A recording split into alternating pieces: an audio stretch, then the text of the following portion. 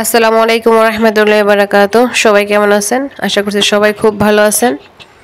আজকে আমরা একটা সেমাই রান্না করব হাতে, আর এটা আমরা রান্না করব পাকা কলা দিয়ে। তার জন্য আগে ছোট ছোট করে সেমাইটা করে নেওয়া হচ্ছে হাতের সাহায্যে। হাতে এইভাবে চিকন চিকন করে ওই সেমাইগুলো করে নিতে হয়।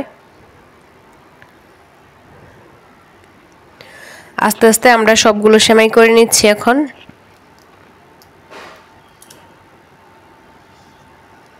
আর ওইদিকে একটা প্যানে আমরা দুধটা চড়িয়ে দিয়েছি। দুধটা বলক আসার পর তারপর এখানে আমাদের আগে থেকে রেডি করা সেই কলাটা দিয়ে নিব।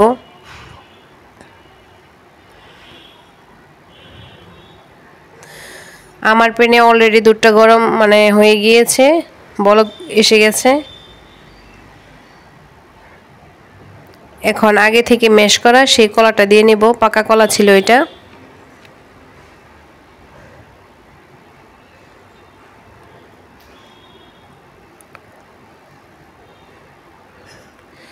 কলা এবং দুধ সহ জাল দিয়ে তারপর আমি সে আস্তে আস্তে সে করে রাখা সেমাইটা দিয়ে নেব আস্তে আস্তে। এটা আলতো হাতে দিতে হবে আস্তে আস্তে, যেন ভেঙে না যায়।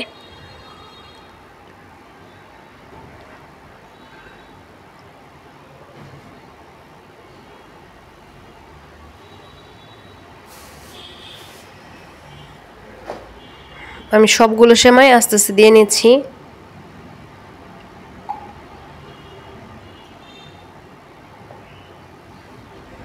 এটা হালকাভাবে আমি নাড়াচাড়া দিব, বেশি নাড়াচাড়া দেওয়া যাবে না।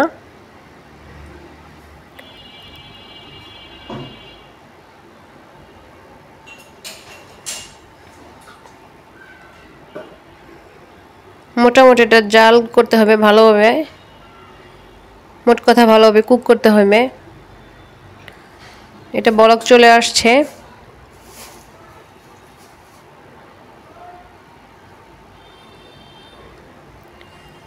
এখানে আমি স্বাদ মতো চিনিটা দিয়ে নিচ্ছি এখন, যেহেতু এটা ঘনত্ব চলে আসছে।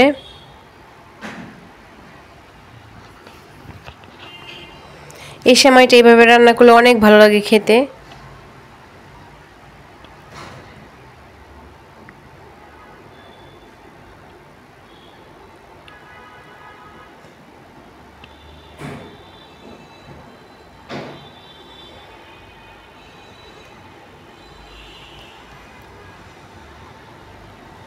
যেহেতু এখানে আমি চিনি দিয়েছি, এটাও জাল করতে হবে আরও কিছুক্ষণ, যেন চিনি পানিটা শুকিয়ে যায়। এখানে আমার আরেকটু চিনি লাগবে, তার জন্য আরেকটু চিনি দিয়ে নিচ্ছি। আর এখানে একটু স্বাদ মতো লবণটা দিয়ে নিলাম। যে কোনো মিষ্টিতে লবণটা দিলে স্বাদের ব্যালেন্সটা ঠিক থাকে।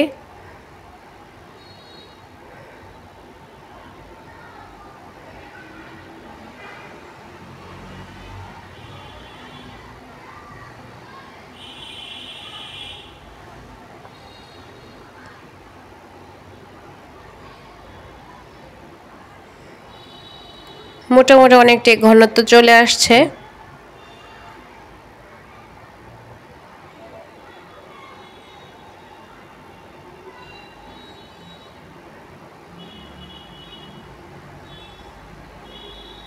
এখানে ফ্লেভারের জন্য আমি 2টা এলাচির গুঁড়া দিয়ে নিলাম, 3টা।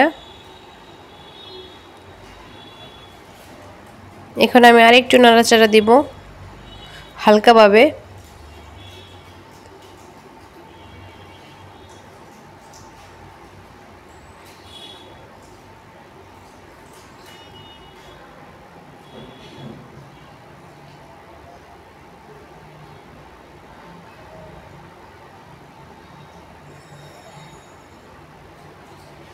মোটামুটি আমার সেমাইটা হয়ে গিয়েছে।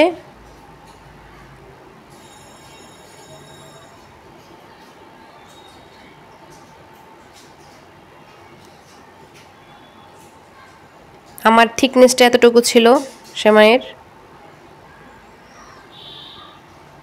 এই তো ডান, আমার সেমাইটা হয়ে গিয়েছে, এতটুকু ঘনত্ব আসছে। এখন আমি একটা বাটিতে সার্ভ করে নেব,